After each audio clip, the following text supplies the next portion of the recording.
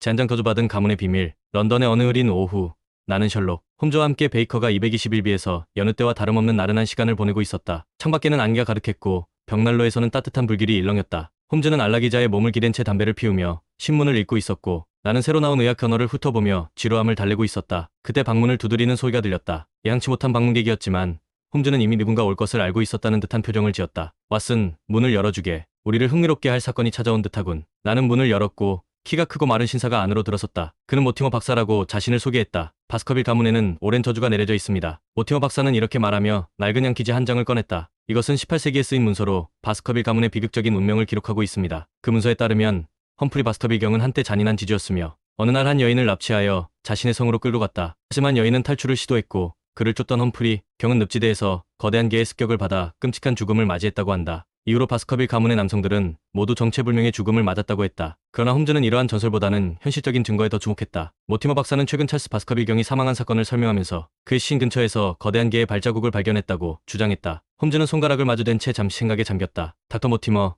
찰스 경이 시신을 발견했을 때 주변 환경은 어땠습니까? 그는 정원 입구에서 쓰러져 있었습니다. 마치 무언가를 피하려던 듯 발자국이 남아있었고 심장마비로 보였습니다. 하지만 땅에는 분명히 거대한 개의 발자국이 있었습니다. 홈즈는 미간을 좁혔다. 그리고 바스커빌 가문의 상속자는 누구입니까? 미국에서 돌아온 헨리 바스커빌 경입니다. 그는 이 사건을 전혀 알지 못한 채 런던에 도착했습니다. 하지만 도착하자마자 이상한 일이 벌어졌습니다. 모티머 박사는 신문지에서 잘라낸 이상한 편지를 보여주었다. 그는 호텔에서 머물고 있는데 누군가 익명의 편지로 바스커빌 저택을 떠나라고 경고했습니다. 그리고 그의 구두 한 짝이 감쪽같이 사라졌습니다. 홈즈는 흥미롭다는 듯 미소를 지으며 말했다. 이건 단순한 우연이 아닙니다. 누군가 헨리 경을 두려워하고 있군요. 다음 날 우리는 헨리 바스커빌 경을 직접 만나보기 위해 호텔로 향했다. 그는 강한 인상을 주는 남성이었고 기품이 느껴지는 사람이었다. 하지만 그의 눈에는 의심과 불안이 서려 있었다. 닥터 모티머에게 들었습니다. 저주라고요? 저는 그런 것을 믿지 않습니다. 하지만 이상한 일이 벌어지고 있는 것은 사실입니다. 이곳에 오자마자 익명의 경고를 받았고 제 구두 한 짝이 없어졌습니다. 그게 무슨 뜻이죠? 홈즈는 그의 구두를 살펴보았다. 분실된 구두는 새 구두였습니까?